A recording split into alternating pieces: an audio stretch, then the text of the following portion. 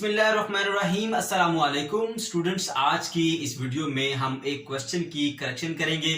Question था exercise 7.3, question number 12 था, उसका पार्ट नंबर 11 था।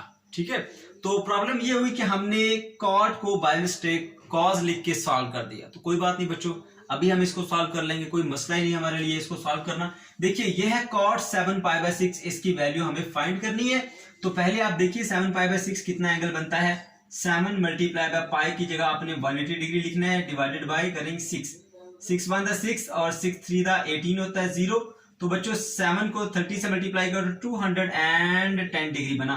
तो हमें वैल्यू फाइंड करनी है जी कॉट ऑफ 210 डिग्री की। ठीक है, इसकी वैल्यू हमें फाइंड करनी है। ओके, तो हम क्या करेंगे, डायरेक्टली कॉट की वैल्यू तो हम फाइंड नहीं कर सकते। हम इसको पहले इसका रेसिप्रोकल यानी tan की वैल्यू पहले फाइंड करते हैं, फिर उसका रेसिप्रोकल ले लेंगे। तो हम फाइंड कर लेते हैं पहले tan 210 पे क्या होता है। ठीक है, उसको उल्ट कर देंगे तो कॉट मिल जाएगा। सबसे पहले हम बनाएंगे इस एंगल को। ये आ गया हमारा y एक्सिस, ये आ गया जी x एक्सिस।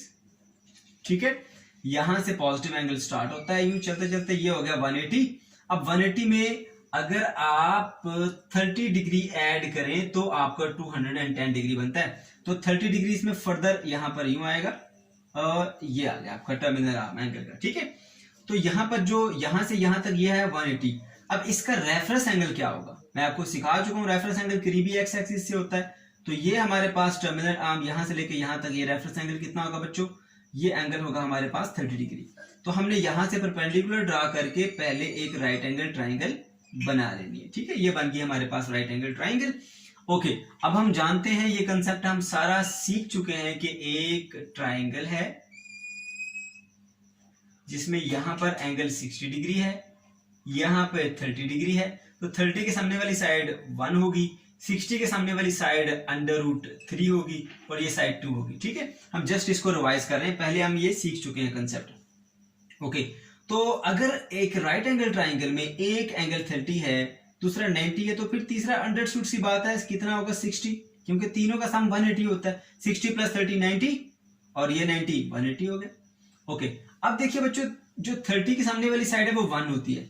हमारा जो एंगल है ना, ये हमारा रेफरेंस एंगल है 30 डिग्री।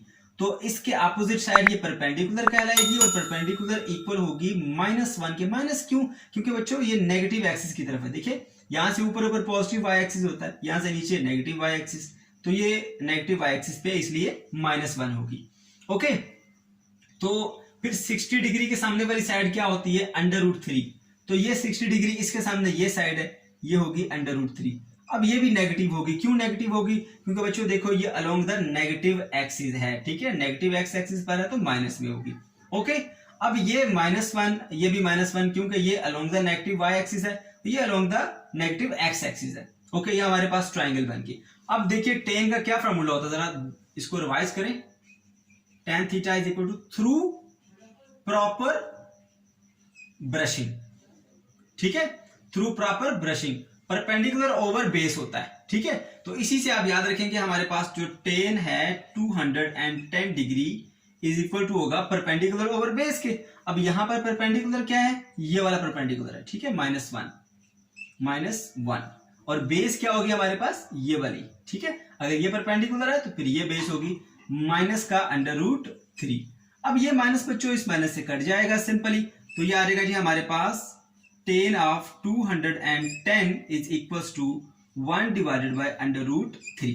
अब ये tan 210 की वैल्यू आई है, हमें निकालनी है कॉट की। तो हमें क्या करना पड़ेगा बच्चों, इसका रेसिप्रोकल लेना पड़ेगा।